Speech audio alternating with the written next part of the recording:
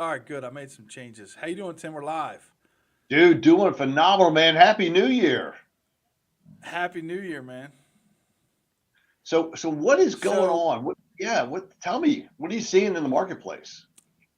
well, you and I did a video that went kind of viral on YouTube where we were talking about whether or not people would be able to afford houses in the future. And all the comments were negative. All the comments were that the government doesn't want us to own houses. So I wanted to speak to that and say, is there a conspiracy that the government doesn't want home ownership? And I would argue that it's not specifically that the government doesn't want home ownership, but that the scenario that existed wasn't sustainable on multiple levels. So we could talk about, I think that there's two big areas. There's the federal government and then there's local governments. I think local governments don't want new houses, they don't want more Right. people. Mhm. And the federal government wanted to wean people off of 3% interest rates, which caused a crash in the housing market. And they also wanted the number of transactions taking place to stop because it was causing inflation. And I apologize for this video feed. I'm having the internet adjusted this week, so if I'm a little fuzzy or choppy, it will be fixed. It's all right, man. So let's talk about your theory. So number one, this is crazy to tell you this. I kind of agree with you on this one, man, which is kind of a not we don't normally go and agree on things. I know that's the fact, but in this Yes. case, I do agree because you look at what's going on in the environment. You're right. We've seen some phenomenal appreciation of housing, and based on all predictions, housing is going to continue to get even better. It's become even more valuable down the road just because of the limitations. So number one, I think you got it. I think you're right on the money. Number two, I think the government recognizes it's going to take time to catch up with the current building, and you and I both know they're not building affordable homes, right? And Yep. there's not enough out there. Number three, I'm going to throw this one to you: the silver tsunami. We've talked about this before, right? Which is the silver tsunami is all the older individuals when they're going to finally start selling their homes because they're locked So into that old two and a half, people three are percent. not selling their houses like they normally would. Like they're holding on to their houses with a death grip. They're Well, think holding about on it. to those three Yeah, percent interest rates. They're holding yeah, on to that exactly. value they have. They're like, I'm not selling my house unless I get $1 million. And I want to say that a little bit of that is a little tiny bit of greed. People have, you know, if you own something, you psychologically think it's worth more than what you would pay somebody else for that same Sure. thing. That's a thing.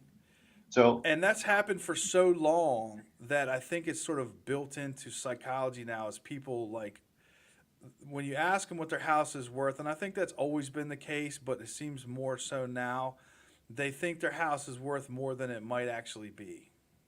And so, with that being the case, I mean, think about it, Brian. People are holding back because we're all taught about passive wealth, right? Passive income, right? We're looking at it from the standpoint of I'm older, I may not be able to retire. I'm going to live a lot longer than my predecessors, if you will. And so, I'm looking at it from the perspective of, you know what, and where am I going to go? Where am I going to go to get housing at 7% versus the current 2.5 that I have, right? Or where am I Yep. going to get that equity piece, Brian? So I think your conspiracy theory holds some water in this particular case. And I think the Yes. government doesn't want to cause a massive rush on housing. They're not going to drop the rates down to like 2% today, right? You and I both agree on Right. that one. Because if they did, they would cause another tsunami of house prices continue to go up, and we have this issue. So I think the government doesn't want you to buy a house at its current pace of purchase. They want to continue to slow down the process. They're keep trying to reduce inflation, reduce the price of housing, and allow, if you will, the population to catch up. So that's the question. Why does the government want you to buy houses? It's plain and simple because there's not enough inventory available to purchase, and they're concerned about the long-term impact on wealth. So most people still believe that there's going to be some sort of a correction. And I would like to do my best to not be contrarian, if that's a word. But I would like to try to give my opinion on why I don't think that's the case. Okay. Price is a result of supply and demand. Like it doesn't Correct. cost $20,000 to build a Rolex. The reason why they cost $20,000 is because people want to pay $20,000. There's only so many of them, and you can use every other scenario. Cars is another maybe a more practical scenario. So the supply side economics, whatever that was, caused there to be a shortage of cars. Then everybody decided to Sure. switch over to EVs and stop making combustion engines and V8s. And then all of a sudden, interest rates stayed low, and everybody knows somebody who has a story where they traded in their car for what they paid for it 2 or 3 years ago. That's never been the case. I don't remember ever going through life and watching people trade in cars for what they paid for them. So supply and demand drives price. The demand is caused by the number of people who want to buy a house in the housing industry, and that is driven by the number of people in America, like on Earth. Like, so the population has increased, and the number of houses hasn't kept up with that.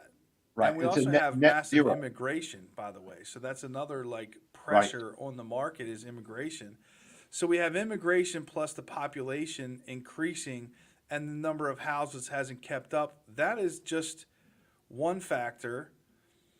But it's probably the biggest factor. So this is where I don't think there's going to be any relief because the population is not going down, at least for 20 or 30 years. Immigration seems like it's not ever going down. And that's going to cause the number of houses is not going up. So just simple mathematics says there's going to be pressure from the demand side, Right. and Right. that there's going to be a lack of supply side. So I don't see this going away. So let's add two more factors to that, Brian. Number one, the cost of materials never recovered.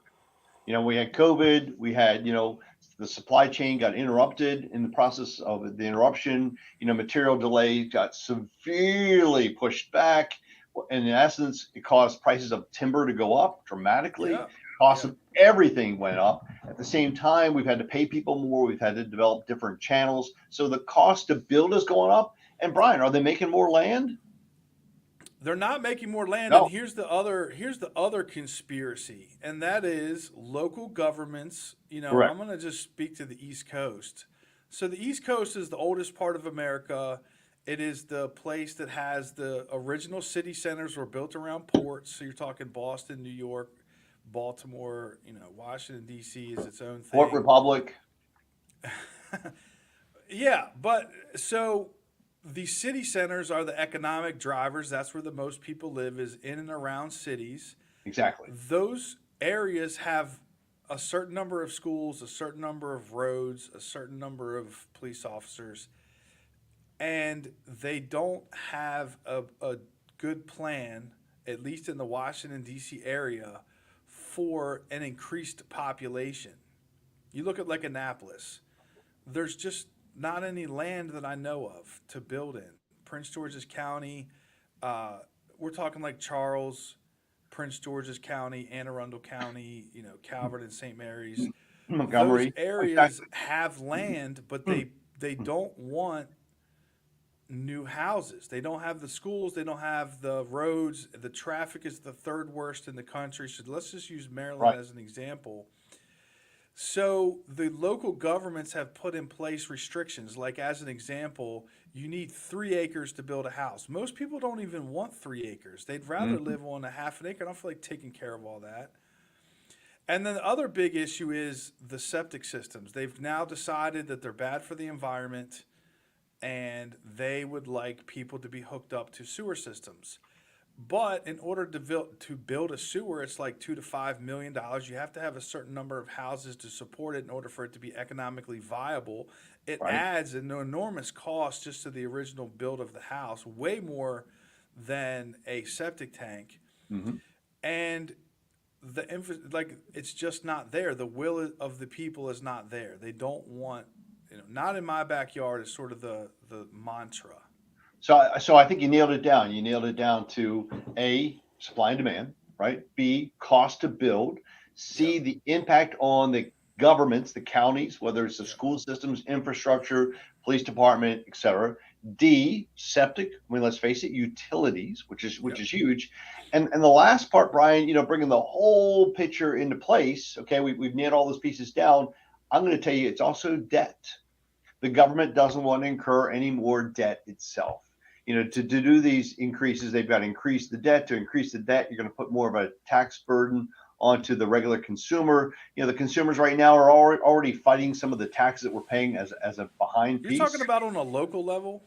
Local and federal level. Doesn't matter, across the board. Because, Well, Ronald Reagan. Yeah. So let's stick to the local level. So as a local government, the only way to increase revenue is either to increase the population or raise taxes. Right. Raise property taxes. And let's face it, Taxes, yeah. taxes. I mean, it's nuts. So I think I'm going to take a concept back to Ronald Reagan. You remember who Ronald Reagan was, right? President of the United States, quite a bit back, if you will. But Ronald Reagan said that if our lawmakers, when they want to pass a bill to provide, free cars to everybody in the United States, they have to come up with the way they're going to pay for that. So when they pass a bill to do something, they have to pass the bill to raise the funds to do it. And Ronald Reagan said if that occurred, we would stop all of the free programs, stop all the craziness that's going on. We'd stop our budget from going through the roof. And he was right on the money, because right now it's uncontrollable. So the only way the government can control the situation is to keep interest rates high, to slow down that brake pressure, to understand the theories behind it. And here's the key, and you and I both know this. Baron von Rothschild, right? Remember, from the 1500s. Oh, Baron von Rothschild, yeah. I love that man. And he said, you buy. He's a great American, old Baron von. Yeah, well, I think it was French. But anyway, you buy when there's blood on the streets, right? Well, think about it. So housing right now, Brian, is there blood on the streets of housing? Not Yes, even there close. are opportunities for people to buy. There's not blood on the believe streets, Tim. That is not an accurate. Okay, there's not blood on the streets, but I think there's opportunities out there because, yes, interest rates are holding a lot of people back from buying homes, number one, right? Yeah. It's expensive to buy, number two. But the last part, Brian, is they're missing out on the ability to build long-term wealth. And No, again, I'm not arguing against owning a home. Like we definitely, you and I both agree. I have a son-in-law. I had this conversation with him yesterday, sitting in his living room. He's like, Brian, when is it going to be a good time to buy a house? And I said, honestly, the first, and this is, I know like 4 people that thought they were going to outsmart the market. They were like, we're going to wait for the crash, then we're going to buy a house. When you should buy a house is whenever you could have bought a house, but you decided not to, because yesterday was better than today. right. Today's going to be better than tomorrow. Correct. Because house prices are going to go up regardless of interest rates. They're going to go up. So it's just a fact of life. We just have to get used to it. House prices are going to go up for the long term because of what we've just described. And it's just something that you need to deal with. So it is a good time to buy a house. It's not coming from a real estate agent who's going to try to make money. The likelihood of you buying a house from me watching this video is slim to none. So this is honest advice. You're right, Tim. Like, it's a good time to buy a house because it is an investment and it is something where it's comparable to rent. It is more than rent, but it's comparable. And when you look at house prices going up over time, you look at the forced savings and the tax write-off, economically it does make sense to buy a house. I'm not making that argument, but I'm feeling the pressure for affordable houses. Yep, I agree. And I don't see a solution to that. And I So- therefore conclude that there is a conspiracy not to allow more affordable houses and for people to be able to relieve some of this pressure to make the housing market better. So in my opinion, and I agree with you 100%, I think there is a bit of a conspiracy out there. We agree 100%, Tim. We should mark That's a this very day. scary situation. However, semicolon, however, comma, I think you can make homes affordable by taking additional steps that are a little more unique. And I'm going to go back to 1984. I bought my first house, okay, in Annapolis. Okay, call it what it will, call it what it is. Interest rates are 18% fixed, 30 years. Now, my price of my house was 75,000. So you're going to say, oh, the price of the It house. was more affordable, by the way, even at 18%. Except I was only making about $21,000 a year. Now, and that was my net. That was not my gross. Okay. After I paid taxes, the whole 9 yards. Remember, Ronald Reagan years, and tax rates were high. Okay. So my point to you is this: look, you know what? You know how I made it work? Real simple. I bought a 2-bedroom, 1-bath Cape Cod. I finished the attic upstairs. I moved upstairs. I'm renting 2 bedrooms out. Yes, housing is going to always be initially a struggle. So you create the solutions. You don't say, don't be a victim, right? I mean, let's call it what it is, right? Okay, maybe let me reframe what you're saying a little bit. It's maybe just adjusting expectations, adjusting that, Right. a 25-year-old who got married is going to be able to afford a 3-bedroom house on an acre. Like maybe that's not going to happen. No, I think it's doable. Now watch. You ready? Yes, that 25-year-old now watch who Well, decides it's to not going to have have granite countertops and laminate no, floors and no, new but fixtures. You're not going to be able to buy new construction. You could correct, 5 years ago or 2 years ago, but you can't today. but not today. So instead, Brian, okay, let's look at it from the standpoint of, okay, you know what? I buy a home that needs some tender loving care. I buy a home that I'm going to upgrade the bathrooms and the kitchen. I buy a home that I'm going to expand the situation. I buy a home that I'm going to rent 2 bedrooms and the garage out. I buy a home that I'm going to create a secondary income. I buy a home by taking a second job. Brian, don't tell me that there's not a way. There is a way. And Oh, that's there where is a way, but people have become accustomed to a certain lifestyle and correct. the expectations are that if you make, 80,000 or $100,000 a year, which is a good income, you should be able to buy a nice home. The reality is you probably can't buy a nice home if you make eighty thousand Well, or dollars the a year or reality even is $100,000 a year. maybe we don't drive around that $600 car payment. Maybe we buy a used car. Maybe we drive, let's face it, Brian, don't tell me if you're making $90,000, you can't buy a house. You can. You could buy a house, but you can't buy a nice house. And that's everybody's perception of nice is different. Correct. And I'm just saying, like, what you can buy is almost, if not completely, 50% less than what you could buy. So what I'm saying is, like, the expectations are what they watched their friends buy 2 years ago, their parents buy 5 years ago, whatever. What you could buy 3 years ago is 50% different than what you can buy today. So that is where it is challenging. And I'm not going to say it's not challenging, but you know what? I also believe that all we're doing is we're coming back to when, you know what? The journey was not easy. The journey it's gonna be hard. Let's face it.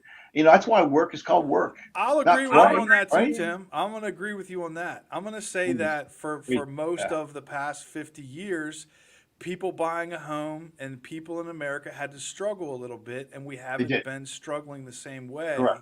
And Correct. now we're back to that. So, and from that perspective, yes. And so the last thing I'm going to leave you with, Brian, is this: when we struggle, okay, when we push hard, it's like working out at the gym, right? We feel good at the end of that struggle, right? The same thing, we find that we have satisfied an amazing need, we've accomplished something, It and that builds tells character, me Tim. builds huge character. And that's why I firmly believe that although the government right now doesn't want us to buy houses, there are ways to buy houses. You have the focus, right? As you always say to me, you've got to have the fortitude, right? And Brian, you always say, what do? We inspire, we motivate, and then we empower, right? Think about it, man. I say that every day when I wake up, Tim. He does. Inspire, motivate, and empower. There I you look go, myself in the man. mirror and say, "You are inspired. You are I, motivated. And you are empowered. You're smart and you're good enough, Brian. And people like you." hey, buddy, there we go. I'm gonna put that on my mirror. I am E. I am E. I'm I good am enough. I'm E. smart enough, and gosh darn it, people like me. There you go. So, if the government To doesn't want you quote to buy Simon, houses, it doesn't mean that you don't buy a home. It just means you come up with the creative strategies to make it work, Brian, and you don't give up, right? No, I agree with you on all that. But going back to this conspiracy thing that we started with, Yeah. is there going to be anything on the horizon that's going to bring us back to where we were? Yeah. 2030. Yeah. That's when the silver tsunami kicks. You know, everybody begins selling their houses. We see a lot more inventory and people can move up. But here's the deal, Brian. You heard it. People can move up, right? That means you buy your house today. Maybe it's not at your, this level, this size, this nicety. I don't know what you want to call it, but you buy the house here so you can move up to when that silver tsunami does hit. That's the Yeah. key. And so that's why I believe that, you know what, don't believe all the hype and all the bullshit and all the TikTok craziness that we see on the marketplace, right? You have to have a focus, you have to have a vision, and you have to have a path. And this is the path. The path is to buy now. We're not going to have a crash, Brian. It's just going to keep rolling, man. It really is. Amen, brother. We actually agree on everything we've said today, Tim. So that's weird. 24 is going to be a great year, man. I'm It's gonna be a excited. good year. Yes, sir. Amen to that All one. right. Well, I All right, appreciate brother. you, Tim. See you, man.